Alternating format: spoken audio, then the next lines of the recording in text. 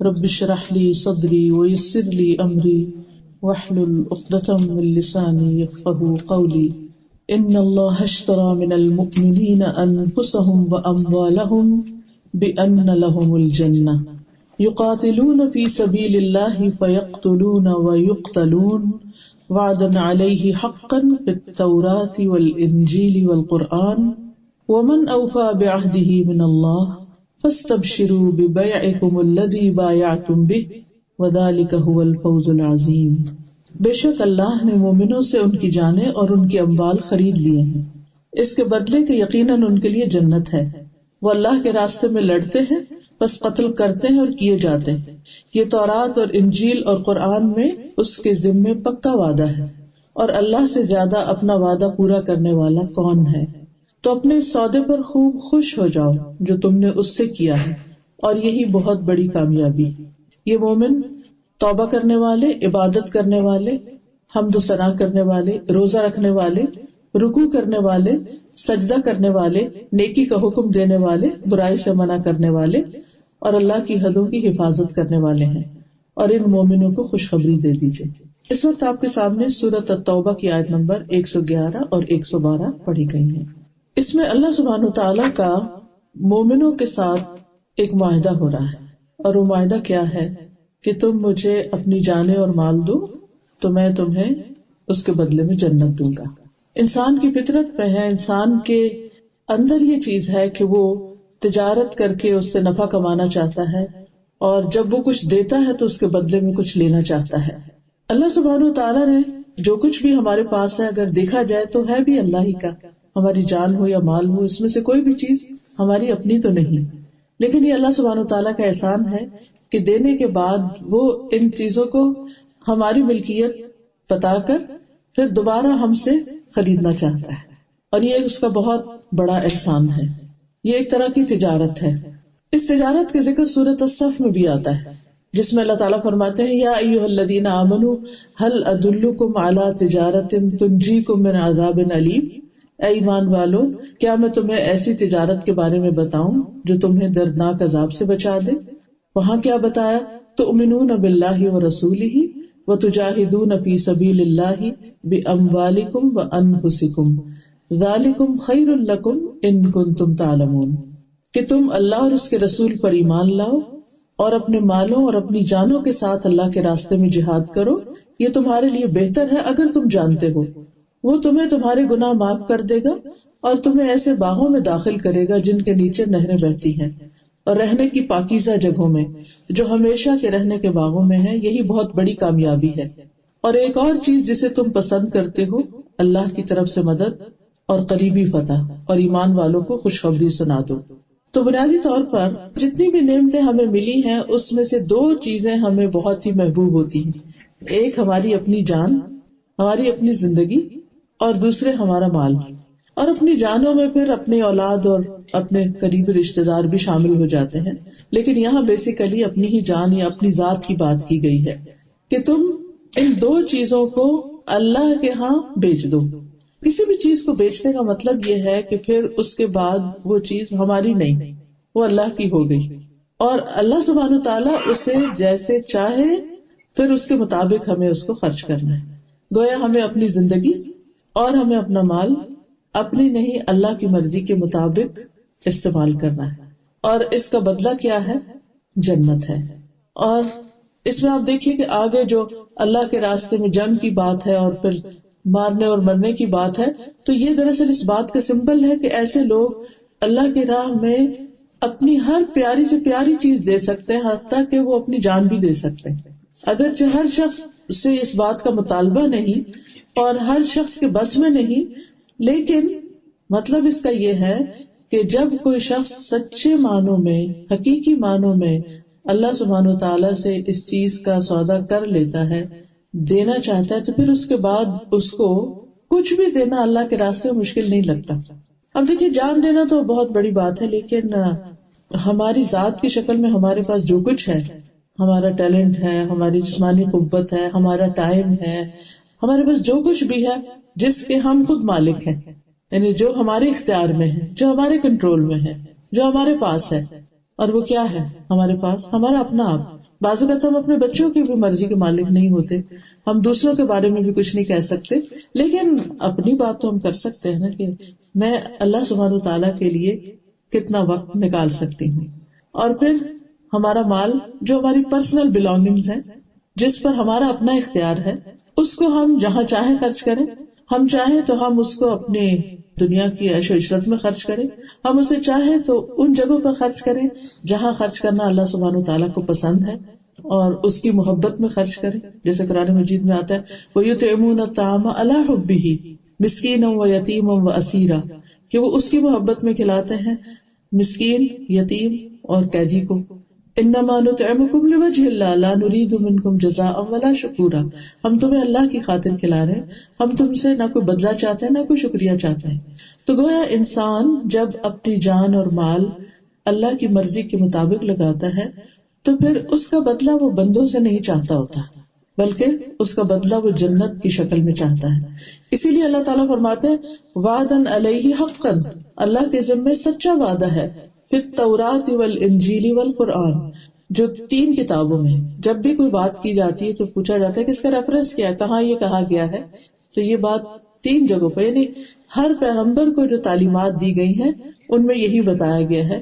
جسے موسیٰ علیہ السلام کو تورات دی گئی تو ان کے ہاں بھی یہی بات تھی، انجیل دی گئی تو اس میں بھی یہی بات کی گئی، اور قرآن میں بھی یہی بات کی گئی کہ جو بھی ایسا کرے گا وہ اللہ کے ہاں اس کے بدلے میں جنت پائے گا. وَمَنْ أَوْفَىٰ بِعَهْدِهِ مِنَ اللَّهِ، اللہ سے بڑھ کر اپنے وعدے کو پورا کون کرنے والا ہے. یعنی اگر تم اللہ سبحانہ تعالیٰ سے کوئی معاملہ کرتے ہو تو اس میں کوئی دھوکہ نہیں ہوگا تمہارے ساتھ. آپ بندوں کے ساتھ مل کر کوئی بزنس کرتے ہیں کسی پارٹنرشپ میں، یا بندوں کے ساتھ کوئی لین دین کرتے ہیں، کوئی بزنس ڈیل کرتے ہیں، تو آپ نے دیکھا ہوگا جو لوگ اس فیلڈ میں ہیں وہ جانتے ہیں کہ کتنی دفعہ اونچ نیچ ہو جاتی ہے. کبھی ایک پارٹی کچھ گڑبڑ کر جاتی، کبھی دوسری کر جاتی ہے، جو ڈیڈ لائنز ہوتی ہیں وہ میٹ نہیں ہوتی، وعدے کے مطابق کام نہیں ہوتا، اور بہت دفعہ اس میں کہا کچھ جاتا ہے اور جو چیز بدلے میں دی جاتی ہے وہ کچھ اور ہوتی ہے. لیکن انسان جب اللہ سبحانہ تعالیٰ سے کوئی معاملہ کرتا ہے اور سچے دل سے خالص اس کی رضا کے لیے، تو پھر اس میں کسی قسم کے دھوکے کا کوئی امکان نہیں ہوتا. اور اسی لیے اللہ سبحانہ تعالیٰ ہم سے بھی کیا چاہتا ہے، اخلاص چاہتا ہے کہ ہم بھی اپنے وعدے میں یا اپنی بات اور قول میں سچے ہوں. تو اللہ تعالیٰ فرماتے ہیں تو اپنے اس سودے پر تم خوش ہو جاؤ. فاستبشروا ببیعکم الذی بایعتم بہ، وہ سودا جو تم نے اللہ کے ساتھ کیا، وہ وعدہ جو تم نے اللہ کے ساتھ کیا. وذالک ھو الفوز العظیم، اور یہی بہت بڑی کامیابی ہے. تو گویا یہ جو سودا ہے یہ دراصل جنت کا سودا ہے. اور اس کے بارے میں حدیث میں آتا ہے الا ان سلعۃ اللہ غالیہ، الا ان سلعۃ اللہ الجنہ، کہ سنو اللہ کا سودا بڑا مہنگا ہے، سنو اللہ کا سودا جنت ہے. یعنی اگر تم اس سے جنت کے خریدار ہو تو اس کی قیمت دینی پڑے گی. یعنی جنت صرف راحت سے یا آرام یا سکون سے یا صرف اپنی خواہشات پر چلنے سے نہیں ملے گی، بلکہ اس کی ایک قیمت ادا کرنی پڑے گی. اور وہ کیا ہے دراصل کہ انسان اپنا مال اور جان اللہ کی خاطر خرچ کرے، یعنی صرف اللہ کو راضی کرنے کے لیے، کسی دکھاوے کے لیے نہیں. اور اس کی بہترین مثال جو ہے وہ انصار ہیں، جنہوں نے نبی صلی اللہ علیہ وسلم کی بہترین طریقے سے مدد کی. اس میں ہم دیکھتے ہیں کہ نبی صلی اللہ علیہ وسلم نے انصار سے یہ کہا تھا کہ اپنے رب عز و جل کے لیے میں تم سے یہ مطالبہ کرتا ہوں کہ تم صرف اس کی عبادت کرو اور اس کے ساتھ کسی کو شریک نہ ٹھہراؤ، اور اپنے ساتھیوں کے لیے یہ مطالبہ کرتا ہوں کہ ہمیں ٹھکانہ دو اور ہماری مدد کرو، اور ہماری حفاظت بھی اسی طرح کرو جیسی اپنی حفاظت کرتے ہو. تو انہوں نے پوچھا کہ اگر ہم یہ کام کریں، یعنی اللہ کی عبادت کریں، شرک نہ کریں اور آپ کی مدد کریں اور آپ کو پناہ دیں، جو ظاہر نبی صلی اللہ علیہ وسلم اور آپ کے ساتھیوں کے لیے مکہ میں رہنا اب دوبر ہو گیا تھا، تو کہنے لگے کہ پھر ہمیں کیا ملے گا اس کے بدلے میں. ظاہر ہے کہ جو لوگ ہجرت کر کے آ رہے ہیں وہ کیا دے سکتے ہیں. تو آپ نے فرمایا تمہیں جنت ملے گی. انہوں نے کہا کہ پھر ہم نے آپ سے وعدہ کر لیا کہ ہم آپ کو پروٹیکٹ کریں گے اور اس کے بدلے میں ہمیں آخرت میں جنت چاہیے. اسی وجہ سے ہم دیکھتے ہیں کہ جو انصار ہیں ان کی قربانیاں بہت بڑی بڑی ہیں. مثلا ابو طلحہ ہیں، ان کے واقعہ سب نے سنا ہوگا. جب لن تنالوا البر حتى تنفقوا کی بات آئی تو وہ مدینہ میں ایک بہت خوبصورت باغ کے مالک تھے، اور وہ فوراً آگے اللہ کے رسول صلی اللہ علیہ وسلم کے پاس یہ آیت سن کر کہ اللہ کے رسول صلی اللہ علیہ وسلم میرا یہ باغ پسندیدہ ترین ہے، میں اسے اللہ کے راہ میں دینا چاہتا ہوں. تو آپ صلی اللہ علیہ وسلم نے فرمایا کہ جو بات تم نے کہی وہ میں نے سن لی، یعنی تمہاری نیت قبول ہو گئی ہے، اور میں یہ مناسب سمجھتا ہوں کہ تم اسے اپنے قریبی رشتہ داروں میں خرچ کر دو۔ اب آپ دیکھیے کہ قریبی رشتہ داروں میں بعض اوقات خرچ کرنا بڑا مشکل کام ہوتا ہے، کیونکہ عموماً ان کی طرف سے کوئی اکنالجمنٹ نہیں ہوتی، کوئی تھینکس نہیں ہوتی، وہ فار گرانٹیڈ لیتے ہیں ہر چیز کو، اور لے کر بھی بعض اوقات راضی نہیں ہوتے، خوش نہیں ہوتے، کچھ نہ کچھ، خصوصاً اگر کوئی رشتہ دار مالدار ہو اور وہ ان کے مقابلے میں کم حیثیت کے ہوں، تو پھر تو شکایات ساری زندگی کے لیے باقی رہتی ہیں، کیونکہ ان کی ایکسپیکٹیشنز بہت زیادہ ہو جاتی ہیں، تو اس میں آپ کچھ بھی کریں تو اس کے بدلے میں آپ کو کچھ نظر نہیں آتا۔ لیکن یہاں پر آپ دیکھیے کہ ابو طلحہ نے کہا کہ ٹھیک ہے، میں اس کو ایسا ہی کروں گا، چنانچہ انہوں نے اپنے کزنز وغیرہ، چچا کے بیٹوں وغیرہ کو وہ اپنا باغ جو تھا وہ تقسیم کر دیا۔ اسی طرح ہم دیکھتے ہیں کہ متعدد مواقع ہیں، مدینہ میں طرح طرح کے وفد آ رہے ہیں۔ ایک وفد آیا اور وہ بہت ہی مشکل اور تکلیف دہ حالت میں تھا، ان کے جسم پر چیتڑے لٹکے ہوئے تھے، ان کے پاس کھانے کو کچھ نہیں تھا۔ تو نبی صلی اللہ علیہ وسلم نے جب لوگوں سے کہا تو ہر شخص کچھ نہ کچھ اپنے گھر سے لے آیا اور ان کی مدد کی۔ تو انصار میں سے ایک آدمی ایک تھیلی لایا، اور وہ اتنی بڑی تھیلی تھی کہ خود اس کو اٹھانے سے عاجز تھا۔ پھر اس کے بعد یہ کہ ایک کے بعد ایک، یعنی ایک دوسرے کو دیکھ کے سب کو موٹیویشن ہوئی، اور اس وقت نبی صلی اللہ علیہ وسلم کا چہرہ ایسے تھا جیسے اس پر سونا چمک رہا ہو، یعنی آپ بے پناہ خوش ہو رہے تھے۔ آپ صلی اللہ علیہ وسلم نے ایک موقع پر فرمایا، لوگوں، اللہ کے دیے ہوئے اس مال کے بدلے اپنے نفسوں کو خرید لو۔ اگر تم میں سے کوئی بخل کرے کہ اپنا مال لوگوں کو نہ دے تو وہ اپنے آپ سے شروع کرے اور خود پر صدقہ کرے۔ اللہ کے دیے ہوئے رزق میں سے کھائے اور پہنے، یعنی اللہ نے مال اس لیے نہیں دیا کہ اس کو صرف جمع کرتے رہو، صرف سیونگز پر ہی ساری توجہ رکھو اور فقیروں جیسا حال بنا کے رکھو، نہیں، اپنے آپ سے شروع کرو اور اس کو خرچ کرو۔ کیونکہ اسلام میں بیسیکلی جو تعلیم دی گئی، جس سورۃ البقرہ کے شروع میں آتا ہے، وہ مما رزقناہم ينفقون، اس میں سے جو ہم نے ان کو رزق دیا وہ خرچ کرتے ہیں۔ یہ نہیں کہا کس پہ خرچ کرتے ہیں، دوسروں پہ کرتے ہیں، اپنے پہ کرتے ہیں، لیکن یہ کہ خرچ کرتے ہیں۔ تو اسلام کا مزاج جو ہے وہ خرچ کرنے کا ہے، دینے کا ہے، تاکہ اس سے لوگوں کے اندر خوشحالی آئے۔ پھر اسی طرح ابو امامہ سے روایت ہے، ایک آدمی نے آپ صلی اللہ علیہ وسلم سے پوچھا کہ کون سا صدقہ سب سے افضل ہے؟ آپ نے فرمایا، اللہ کی راہ میں کسی خیمے کا سایہ مہیا کرنا، یا اللہ کی راہ میں کسی خادم کی خدمت کرنا، یا اللہ کی راہ میں کسی نر جانور پر کسی کو سوار کرنا، یعنی کسی کو سواری دینا۔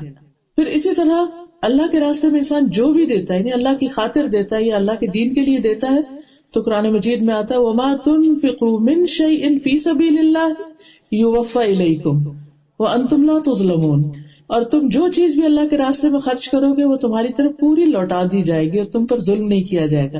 یعنی اللہ سبحانہ وتعالیٰ کو تو اس کی ضرورت ہی نہیں ہے، اور یہ نہیں کہ تمہارے مالوں میں سے کم ہو جائے گا، اللہ تعالیٰ تمہیں واپس لوٹائے گا، حتیٰ کہ ایک کھجور ہی کیوں نہ ہو، جس کے بارے میں وہ حدیث آتی کہ آگ سے بچنے کی فکر کرو، خواہ کھجور کا ایک ٹکڑا ہی کیوں نہ، یعنی پوری کھجور بھی نہ ہو، اگر ٹکڑا بھی ہے تو وہ بھی۔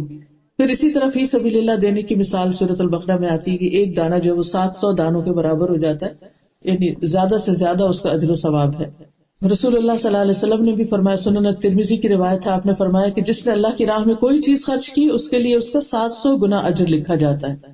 پھر اسی طرح جہاں تک جان لگانے کی بات ہے تو اس میں آپ دیکھیے کہ اللہ کے راستے میں چھوٹی سے چھوٹی تکلیف بھی جو ہے، یعنی چاہے جسم کی تھکاوٹ ہی کیوں نہ ہو، یا انسان کسی قسم کی کوئی جسمانی تکلیف، کوئی بیماری آ جاتی ہے، کچھ بھی ہوتا ہے اس کو، تو یہ ساری چیزیں اللہ سبحانہ وتعالیٰ کے ہاں قابل قبول ہیں، اور ان کے لیے اللہ کے وعدے بھی ہیں۔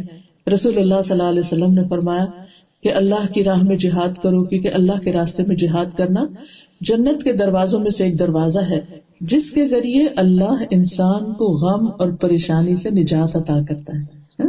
یعنی جہاد کا مطلب صرف قتال نہیں ہوتا کہ آپ میدان جنگ میں کوئی لڑائی کرنے کے لیے جائیں، اور خواتین کے لیے تو ویسے بھی نہیں ہے۔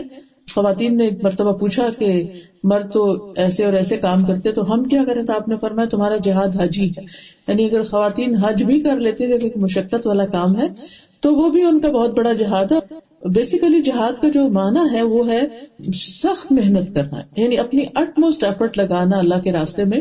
تو جب آپ کوئی بھی اللہ کی خاطر کام کرتے ہیں اور اس کو ایکسلنس کے لیول پر کرتے ہیں اور اس کو بہترین محنت کے ساتھ اور خوب جان مار کے کرتے ہیں، اور اس سے غرض صرف اللہ کی رضا ہوتی ہے، کچھ اور حاصل کرنا نہیں، تو ایسی جو بھی کوشش انسان کرتا ہے وہ دراصل کیا ہے، جنت کے دروازوں میں سے ایک دروازہ، اور اس کے ذریعے اللہ تعالیٰ دنیا کے غم اور پریشانیاں بھی دور کر دیتا ہے انسان کی.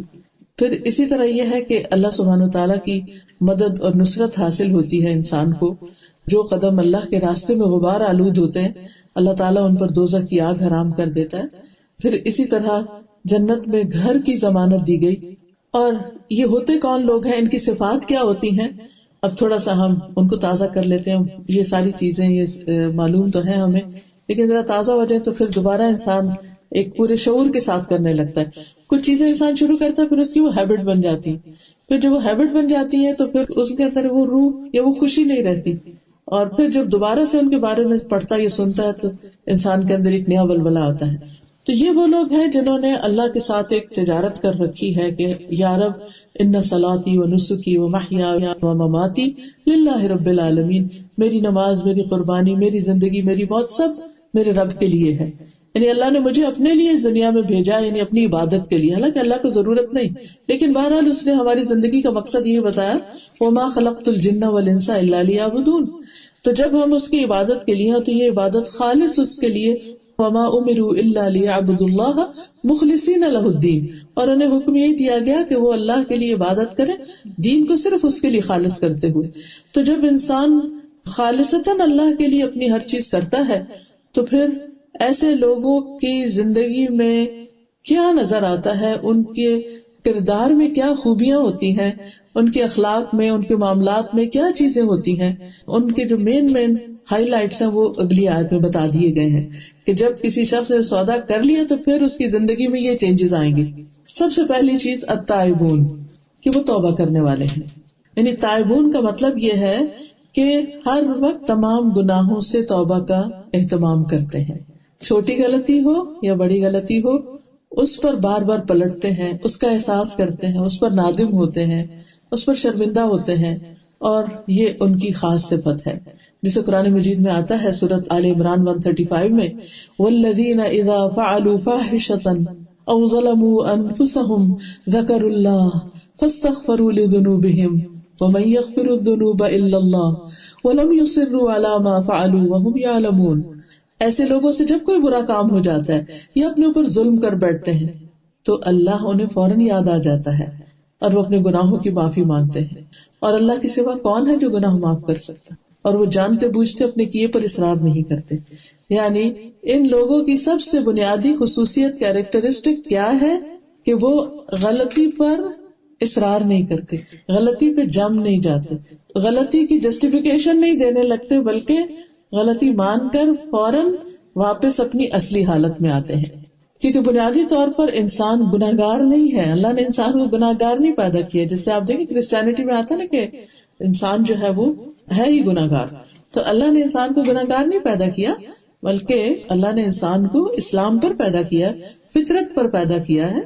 اور پھر یہ ہے کہ انسان سے بھول ہو جاتی ہے، غلطی ہو جاتی ہے. تو ایسی صورت میں مومن جو ہے اس کے دل کے اندر ایک میزان ہوتا ہے کہ وہ فوراً اپنی غلطی کو خود پہچان لیتا ہے. اور جب انسان اپنی غلطی کو پہچان لیتا ہے تو پھر اس کو فوراً ہی احساس ہوتا ہے اور وہ اسے چھوڑنے کی کوشش کر رہے ہیں. توبہ دراصل کیا ہے؟ توبہ ہے واپسی، واپس ہونا، پلٹنا. یعنی اپنی پہلی اصلی حالت میں، اس حال میں جانے کی کوشش کرتا ہے جس میں وہ غلطی سے پہلے تھا.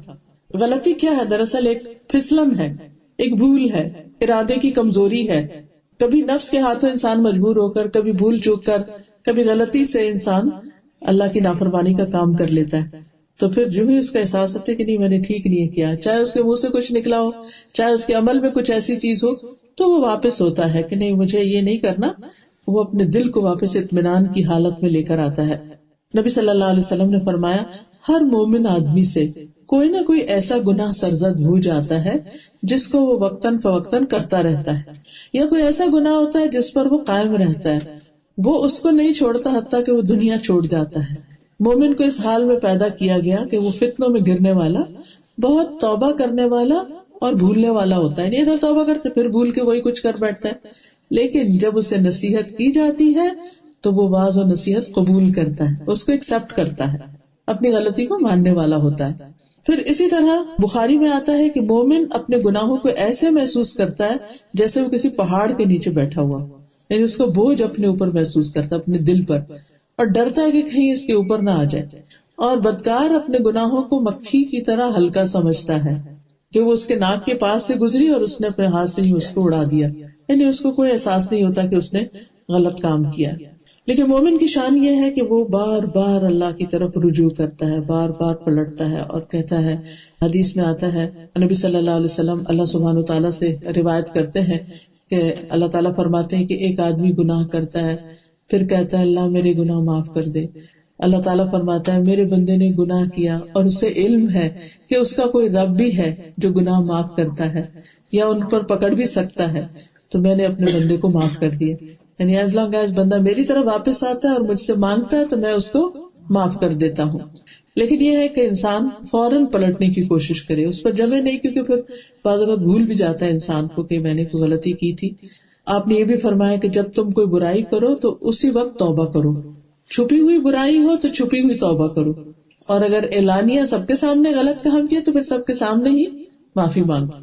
آپ صلی اللہ علیہ وسلم نے یہ بھی فرمایا کہ میں دن میں 70 سے 100 بار استغفار کرتا ہوں. حالانکہ آپ صلی اللہ علیہ وسلم کے تو اگلے پچھلے گناہ معاف ہو چکے تھے. اس کے باوجود یہ دراصل کیا تھا کہ تھوڑی دیر کے لیے بھی اگر دل پہ کوئی ایسی کیفیت آئے، جیسے آپ نے کہا کہ میرے دل پہ بھی غبار سا آ جاتا ہے، تو میں پھر استغفار کرتا ہوں. تو اگر ہم کسی وقت اللہ تعالیٰ کو بھول جاتے ہیں یا اس کے ذکر سے غافل ہو جاتے ہیں یا ہم کوئی ایسی بات کر لیتے ہیں تو اس میں بھی توبہ ہوتی ہے. پھر ہر مجلس میں توبہ، کہیں پر بھی انسان ہو، چاہے دین کی مجلس ہو دنیا کی ہو، دونوں میں ہی توبہ. اور ایسے لوگ اللہ کے محبوب بندے ہیں. ان اللہ یحب التوابین ویحب المتطہرین. اور ہر آدمی خطا کار ہے، اور بہترین خطا کار وہ ہیں جو توبہ کر لیتے ہیں، اور اسی میں انسان کے لیے فلاح بھی ہے. اور پھر یہ کہ جنت میں داخلے کا ذریعہ بھی یہی ہے. یا ایھا الذین آمنوا توبوا الی اللہ توبۃ نصوحا عسى ربکم ان یکفر عنکم سیئاتکم وَيُدْخِلَكُمْ جَنَّاتٍ تَجْرِي مِن تَحْتِهَا الْأَنْهَارُ. کہ توبہ کر لو، سچی توبہ، امید ہے کہ تمہارا رب تمہارے سے برائیاں دور کر دے گا اور تمہیں ایسی جنتوں میں داخل کرے گا جن کے نیچے نہریں بہ رہی ہیں. دوسری صفت جو یہاں بتائی گئی اللہ سبحانہ وتعالیٰ کے ساتھ سودا کرنے والوں کی، بزنس ڈیل کرنے والوں کی، وہ ہے العابدون، عبادت کرنے والے لوگ ہوتے ہیں. یعنی چونکہ اس سودے میں یہ کہ اللہ ہم نے اپنی جان تجھے دی، تو پھر کیا ہے، پھر اپنی نیند اور اپنا آرام اور وہ چیزیں چھوڑ کر اللہ کے حضور عبادت کرتے ہیں. اور اس میں عبادت میں سب سے اہم ترین چیز جو ہے وہ اپنے فرائض کی ادائیگی ہے. چاہے نماز ہو، روزہ ہو، حج ہو، زکوٰۃ ہو، کچھ بھی ہو، تو اس میں فرض کی ادائیگی، پھر فرض کی ادائیگی کے بعد نوافل کی بھی ادائیگی. اور ان لوگوں کی صفت قرآن مجید میں دوسری جگہ یہ بتائی گئی ہے، رجال لا تلہیہم تجارۃ ولا بیع عن ذکر اللہ وإقام الصلاة وإیتاء الزکاة یخافون یوما تتقلب فیہ القلوب والابصار. وہ لوگ جنہیں اللہ کے ذکر، نماز قائم کرنے اور زکوٰۃ دینے سے نہ تجارت غافل کرتی ہے نہ خرید و فروخت. یعنی تجارت ہے کہ انسان خود کو بزنس کرے، اور خرید و فروخت کیا جیسے انسان بازار میں جا کے کچھ اپنے لیے خریدتا ہے. یعنی ان کا ٹائم ٹیبل نمازوں کے ارد گرد ہوتا ہے، نہ کہ سارا ٹائم ٹیبل بنا کے کہیں نہ کہیں نماز ادھر ادھر فٹ کر دے انسان. وہ اس دن سے ڈرتے ہیں جس میں دل اور آنکھیں الٹ جائیں گی، یعنی خوف کے مارے. اسود کہتے ہیں میں نے عائشہ رضی اللہ تعالیٰ عنہ سے پوچھا کہ نبی صلی اللہ علیہ وسلم اپنے گھر میں کیا کیا کرتے تھے؟ تو انہوں نے کہا آپ اپنے گھر کے کام کاج کرتے تھے، اپنے گھر والوں کی خدمت کرتے تھے، اور جب نماز کا وقت ہوتا تو سب کچھ چھوڑ کر نماز کے لیے چلے جاتے تھے.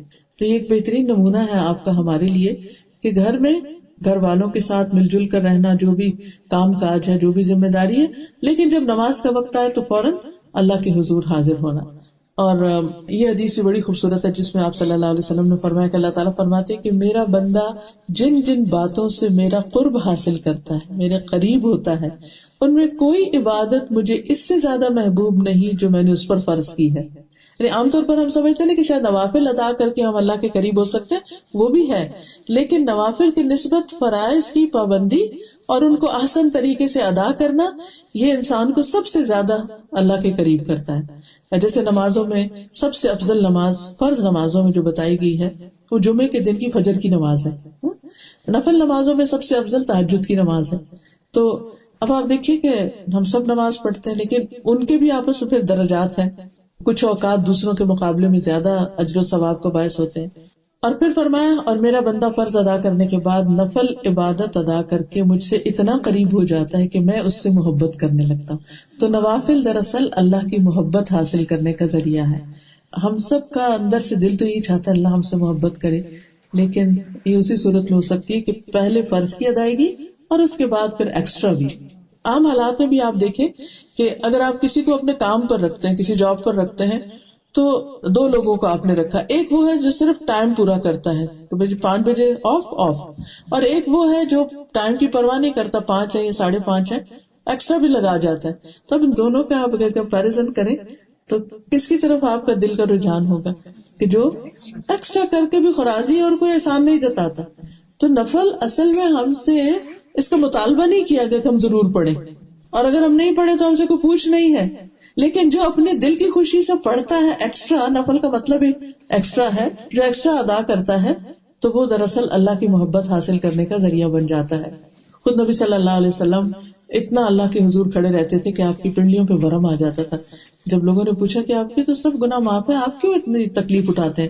آپ نے فرمایا کہ میں اللہ کا شکر گزار بندہ نہ بنوں. تو یہ دراصل ہے کیا، یعنی کہ انسان کے اندر جو کہ اللہ نے مجھے اتنا کچھ دیا، جب اس کو یہ ریئلائزیشن ہوتی ہے کہ میرے پاس اتنی نعمتیں ہیں، تو پھر انسان کا دل چاہتا ہے کہ میں بھی کچھ کروں. میں کیا کروں یا رب جو تجھے خوش کر دے. تو پھر یہ ہے کہ اپنے فرائض کے بعد اپنی ایکسٹرا عبادت کی کوشش کرے انسان. پھر تیسری صفت جو بتائی گئی وہ ہے الحامدون، اللہ کی حمد کرنے والے، اللہ کی تعریف کرنے والے. اللہ سبحانہ وتعالیٰ کو سب سے زیادہ اپنی تعریف پسند ہے، کیونکہ وہ اس کا اہل ہے، وہ اس کا مستحق ہے. اب دیکھیے کہ ہمارے پاس کوئی بھی چیز جس کی بنا پر لوگ ہماری تعریف کریں وہ پرماننٹ نہیں ہے ہماری، اور نہ اپنی ہے. اگر کوئی کسی کی شکل و صورت پہ کرتا ہے تو وہ بھی اللہ کی بنائی ہوئی ہے، اگر کوئی کسی کی ذہانت پر کرتا ہے تو وہ بھی اللہ کی دی ہوئی ہے، کسی کی اولاد کی کوئی تعریف کرتا ہے وہ بھی اللہ ہی کی دی ہوئی ہے. باقی بھی جو نعمتیں ہیں اصل میں تو اللہ سبحانہ وتعالیٰ ہی کی دی ہوئی ہیں. لیکن یہ ہے کہ انسان اللہ کی ان نعمتوں کو جب مان جاتا ہے نا، تو تبھی اس کے دل سے پھر وہ چیز نکلتی ہے کہ واقعی میرا رب تعریف کے قابل ہے. اس کے لیے غور و فکر ضروری ہے، اور سب سے پہلے انسان کا اپنی ہی ذات پر غور و فکر ضروری ہے کہ اللہ نے مجھے کیا کیا نعمتیں دی ہیں مختلف اعضاء کی شکل میں. میری آنکھیں، میرے کان، میری زبان، میرے ہاتھ، میرے پاؤں، میرے جسم کے دل، زبان، ناک، بال، ایک ایک چیز کے اندر بے شمار فائدے ہیں ہمارے لیے.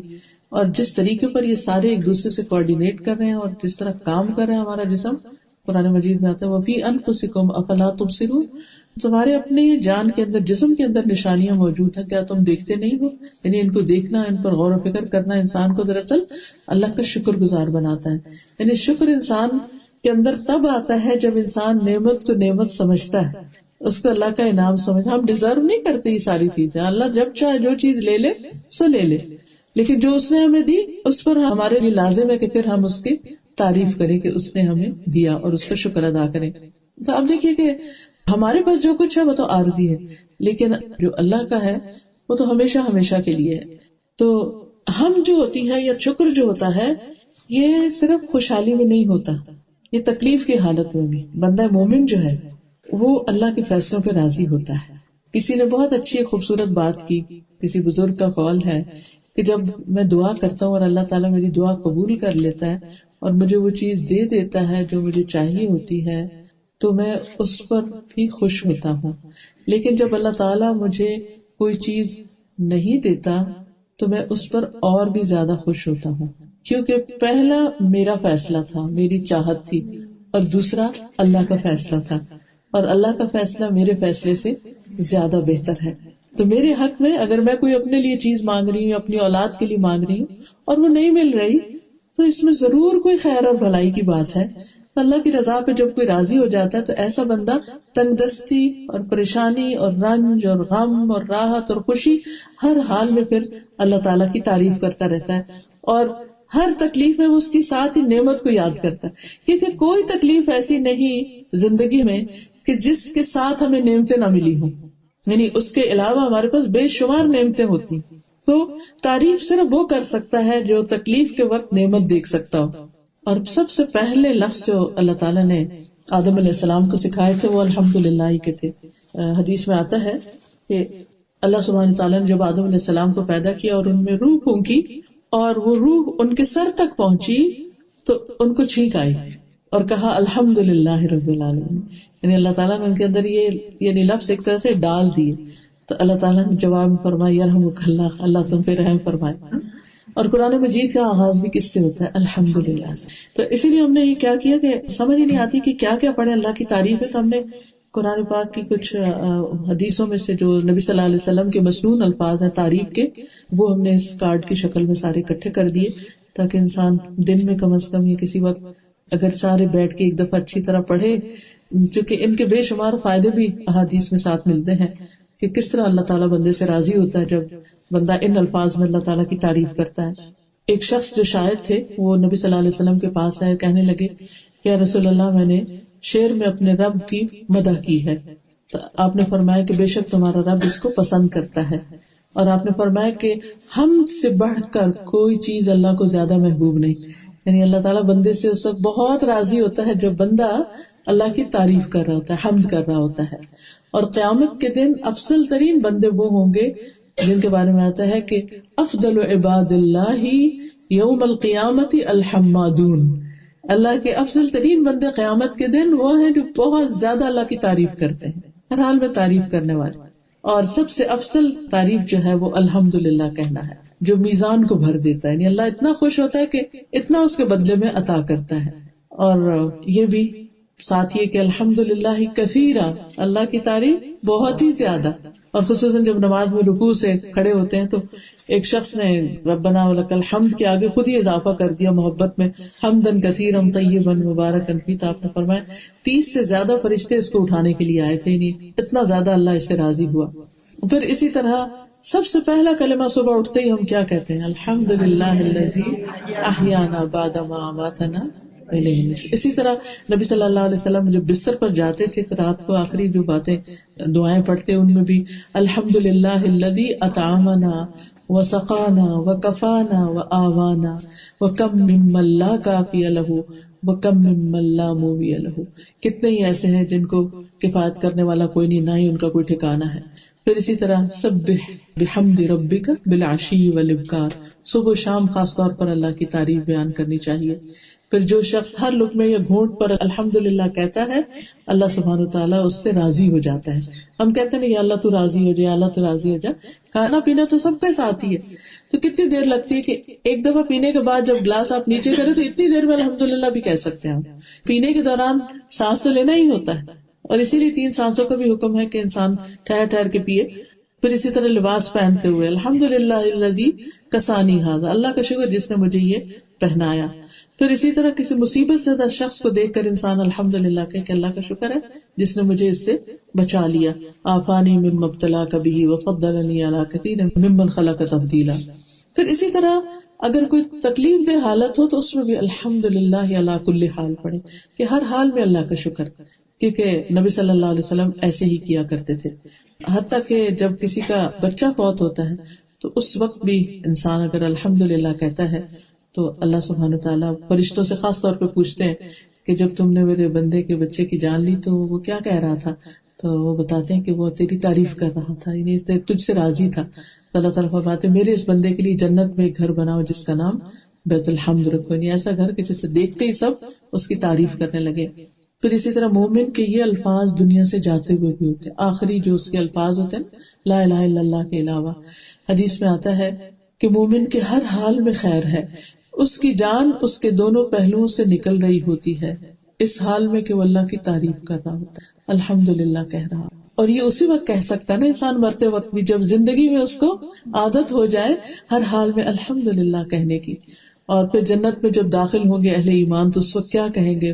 وقالوا الحمدللہ الذی ہدانا لہذا وما كنا لنهتدی لولا ان ہدانا اللہ. اللہ کی تعریف ہے ساری کی ساری کہ جس نے ہمیں یہ راستہ دکھایا، ہمارے بس میں نہیں تھا کہ ہم یہاں پہنچتے. اور پھر جب سب جنت میں پہنچ جائیں گے تو ان کی جو پکار ہوگی ودعواہم فیہا سبحانک اللہم وتحیتہم فیہا سلام وآخر دعواہم ان الحمدللہ رب العالمین. یعنی آغاز بھی الحمدللہ سے، اختتام بھی الحمدللہ سے. تو یہ ان لوگوں کی صفت ہے جو اللہ سے سودا کر لیتے ہیں جنت کا کہ اللہ تعالیٰ ہم اپنے اندر یہ صفات لائیں گے، آپ ہمارے لیے جنت لکھ دیجئے. چوتھی چیز جو بتائی گئی وہ السائحون. اس کے 2 معنی کیے گئے ہیں، ایک ہے روزہ رکھنے والے اور ایک ہے سیاحت کرنے والے. سیاحت کا مطلب ہوتا ہے سیر و سیاحت، جیسے اچھے کاموں کے لیے سفر کرنا، طالب علم کے لیے سفر کرنا، یا اور غور و فکر کے لیے، یا کسی بیمار کی عادت کے لیے، یا کسی کی تعزیت کرنے کے لیے، تجارت کے لیے بھی عبادت ہے، وہ بھی انسان اگر حلال رزق کمانے کے لیے سفر کرتا ہے تو یعنی کہ وہ اپنے گھر کا آرام چھوڑ کر نکلتے ہیں اور اچھے اچھے کاموں کے لیے سفر کرتے ہیں۔ دوسرا معنی اس کا جو ہے وہ روزہ رکھنے والے ہیں۔ روزہ جو ہے ایک بہترین عبادت ہے، اور جنت کا ایک دروازہ مخصوص کیا گیا ان لوگوں کے لیے جو کثرت سے روزے رکھیں، اور وہ ہے ریان، جس میں آخری روزہ دار جب داخل ہو جائے گا تو اس دروازے کو بند کر دیا جائے گا، پھر اس سے کوئی اور داخل نہیں ہو سکے گا، کیونکہ اس جیسا کوئی اور عمل ہے نہیں۔ ابو امامہ کہتے ہیں کہ میں حضور صلی اللہ علیہ وسلم کے پاس حاضر ہوا، میں نے عرض کیا مجھے ایسی چیز کا حکم دیجیے جو میں آپ سے حاصل کر لوں۔ آپ نے فرمایا روزہ رکھا کرو کہ اس جیسا کوئی عمل نہیں، یعنی آپ نے ان کو روزہ رکھنے کی تلقین کی۔ ظاہر نفلی روزے کی بات ہو رہی ہوگی وہاں۔ ان کے بارے میں آتا ہے کہ انہوں نے اس کثرت سے روزے رکھے نبی صلی اللہ علیہ وسلم کی اس نصیحت کے بعد کہ نوٹ کیا جاتا تھا کہ کبھی دن کو ان کے گھر دھواں نہیں اٹھا تھا، اور اگر کبھی ایسا ہوتا تو کہتے ہیں ان کے گھر آج کوئی مہمان ہے اس وجہ سے یہ کچھ پک رہا ہے، ورنہ ہمیشہ وہ پھر روزے سے رہا کرتے تھے۔ تو انہوں نے پھر آ کر جب کافی عرصہ گزر گیا تو دوبارہ آئے اللہ کے رسول صلی اللہ علیہ وسلم کے پاس کہ اللہ تعالیٰ نے ہمیں اس کی برکت عطا کی ہے، یعنی روزے رکھنے کی، تو اب آپ ہمیں کوئی اور عمل بتا دیں۔ تو آپ نے فرمایا کہ تم اللہ کے لیے سجدہ کیا کرو، کیونکہ جب تم اللہ کے لیے ایک سجدہ بھی کرو گے تو اس کی برکت سے اللہ تعالیٰ تمہارا ایک درجہ بلند کر دے گا اور تمہارے گناہ معاف کر دے گا۔ تو روزوں کے بعد یہ کہ پھر وہ نوافل، پھر اسی طرح یہ ہے کہ نبی صلی اللہ علیہ وسلم کا اپنا طریقہ بھی یہ تھا کہ کبھی مسلسل روزے رکھنا شروع کر دیتے تھے، یوں لگتا تھا کبھی نہیں چھوڑیں گے، اور کبھی مسلسل چھوڑے ہوئے بھی ہوتے تھے۔ اب دیکھیں آج کل جیسے ونٹر ہے اور دن چھوٹے ہیں، تو نے دیکھا کہ کئی لوگ یعنی کثرت سے روزے رکھ رہے ہیں۔ پھر اسی طرح آپ نے فرمایا جنت میں ایک ایسا بالا خانہ ہے جس کا اندر باہر سے اور باہر اندر سے نظر آتا ہے، جیسے آج کل گلاس کے ہوتے ہیں۔ پوچھا گیا کہ یہ کس کے لیے؟ آپ نے فرمایا یہ اس کے لیے جو لوگوں کو کھانا کھلائے، نرمی سے بات کرے اور تسلسل کے ساتھ روزے رکھے، نماز پڑھے جب لوگ سو رہے ہیں۔ اور افضل ترین روزہ صوم داؤدی کا قرار دیا گیا، جس میں ایک دن روزہ اور ایک دن نہ روزہ ہونا۔ پھر اسی طرح اگر ایسا نہیں کوئی کر سکتا تو ہفتے میں 2 روزے یا پھر مہینے کے 3 روزے، اور اس سے سینے کا کینہ دور ہوتا ہے، یعنی جو لوگوں کی باتیں تکلیف دیتی رہتی ہیں، ہرٹ کرتی رہتی ہیں، تو جب انسان یہ روزے رکھنا شروع کرتا ہے یعنی 13، 14، 15 کا ہر مہینے کا، تو اس سے انسان کے اندر سے دل کی تنگی اور غصہ اور دوسروں کے لیے جو بیڈ فیلنگ کبھی پیدا ہو جاتی ہے۔ زندگی میں کچھ لوگ ایسے ہوتے ہیں جو آپ کے ساتھ جاتی ہیں کر جاتے ہیں، تو آپ کے لیے بھولنا مشکل ہوتا ہے، تو وہ پھر انسان کو خود ہی تکلیف دیتا ہے۔ تو اس سے بہتر ہے کہ نکل ہی جائے ہمارے اندر سے وہ کانٹے۔ تو اس کا حل یہ بتایا گیا، اور آپ صلی اللہ علیہ وسلم یہ بتا کہ سینے کے کینے سے مراد شیطانی گندگی ہے، یعنی وسوسوں کا علاج ہے، یعنی جن لوگوں کو بعض اوقات یہ تھا کہ بہت وسوسے آتے رہتے ہیں ادھر ادھر کے، تو اس کا۔ پھر یہ ہے کہ سائحین جو ہے اللہ کی خاطر گھر سے نکلنے والے، اس میں حج اور عمرے کا سفر بھی آتا ہے، اس میں مسجد جانا بھی آتا ہے، علم کے لیے نکلنا بھی آتا ہے۔ حدیث میں آتا ہے جو طلب علم کے کسی راستے پر چلے اللہ اس کے لیے جنت کا راستہ آسان کر دے گا۔ پھر اللہ کی خاطر کسی سے ملاقات کرنا، یہ بھی سائحین میں آتا ہے، اللہ کی محبت میں کسی سے ملاقات کے لیے جانا یا کسی کو وزٹ کرنا۔ رسول اللہ صلی اللہ علیہ وسلم نے فرمایا جو کسی بیمار کی عیادت یا اپنے دینی بھائی سے اللہ کے لیے ملاقات کرنے جاتا ہے تو ایک پکارنے والا پکار کر کہتا ہے تم بھی پاک ہو اور تمہارا چلنا بھی پاک ہے اور تم نے جنت میں گھر بنا لیا۔ کیونکہ ظاہر ہے کہ مصروف زندگی میں سے وقت نکال کر کسی بیمار کو پوچھنے کے لیے جانا یا کسی کی خیر خبر رکھنا، اور آج کل آپ دیکھیں کہ جتنی سب کی مصروفیت بڑھتی جا رہی ہے اور مشینی زندگی بنتی جا رہی ہے، تو بہت سے لوگ بہت تنہائی کا شکار ہو جاتے ہیں، اور دنوں نہ وہ کسی کے پاس جاتے ہیں نہ ان کے پاس کوئی ملنے کے لیے آتا ہے، اور یہ چیز پھر انسانوں کے اندر ایک مورائل ڈاؤن کرنے لگتی ہے، اور آئسولیشن کی یا اندر کی تنہائی کی جو فیلنگ ہے یہ انسان کے لیے تباہ کن ہے نفسیاتی اعتبار سے بھی۔ تو محض کسی کو کمپنی دینے کے لیے جانا صرف اللہ کی خاطر، کوئی اور غرض نہیں، یہ بھی اتنا بڑا کام بتایا گیا۔ اگلی صفات ایسے لوگوں کی کیا ہے؟ الراکعون الساجدون، رکوع کرنے والے اور سجدہ کرنے والے، مطلب کیا ہے؟ کثرت سے نماز پڑھنے والے، یعنی نوافل کی طرف اشارہ ہے۔ صحابہ کرام کی جو صفت قرآن مجید میں آتی ہے وہ کیا ہے؟ محمد رسول اللہ والذین معہ اشداء علی الکفار رحماء بینہم تراہم رکعا سجدا یبتغون فضلا من اللہ ورضوانا، کہ وہ رکوع کرنے والے، سجدے کرنے والے اور اپنے رب کا فضل اور رضا ڈھونڈتے ہیں. یعنی ان کی غرض ان نمازوں سے کیا ہے کہ ہمارا رب راضی ہو جائے. اور سجدوں کی کثرت سے ان کے چہروں پر نشان ہے. حدیث میں آتا ہے کہ جب بندہ نماز کے لیے کھڑا ہوتا ہے تو اس کے سارے گناہ لا کر اس کے کندھے پہ رکھ دیے جاتے ہیں, اور جب وہ رکوع کرتا ہے, سجدہ کرتا ہے, تو اس سے گرنے لگتے ہیں. وضو سے بھی گرتے ہیں, پھر نماز سے بھی. اور جس کے سجدوں کی کثرت ہوگی وہ قیامت کے دن نبی صلی اللہ علیہ وسلم کی صحبت بھی اور جنت میں قرب بھی نصیب ہوگا. جیسے آپ نے فرمایا اپنے خادم سے کہ تم کچھ مانگو مجھ سے تو تمہیں ملے گا, تو اس نے کہا میں جنت میں آپ کا ساتھ چاہتا ہوں. تو نے کہا اچھا اگر یہ چاہتے ہو تو پھر اس معاملے میں تم سجدوں کی کثرت سے میری مدد کرو. اگلی صفت جو بتائی گئی وہ ہے الامرون بالمعروف والناہون عن المنکر, نیکی کا حکم دینے والے, برائی سے روکنے والے, یعنی امر بالمعروف اور نہی عن المنکر کرنے والے. اور اس میں تمام چیزیں آ جاتی ہیں, فرائض کے بارے میں بتانا, نوافل کے بارے میں, اور چیزوں کے بارے میں, اچھی نیکی کے کاموں کے. قرآن مجید میں بھی آتا ہے کنتم خیر امۃ اخرجت للناس تأمرون بالمعروف وتنہون عن المنکر, یعنی امت کا عمومی طور پر یہ کام ہے, لیکن یہ ہے کہ مومن مردوں اور عورتوں دونوں کے لیے آتا ہے. سورۃ التوبہ میں ہی آتا ہے والمؤمنون والمؤمنات بعضهم اولیاء بعض یأمرون بالمعروف وینہون عن المنکر. اور پھر آخری جو بات بتائی گئی والحافظون لحدود اللہ, اللہ کی حدود کی حفاظت کرنے والے.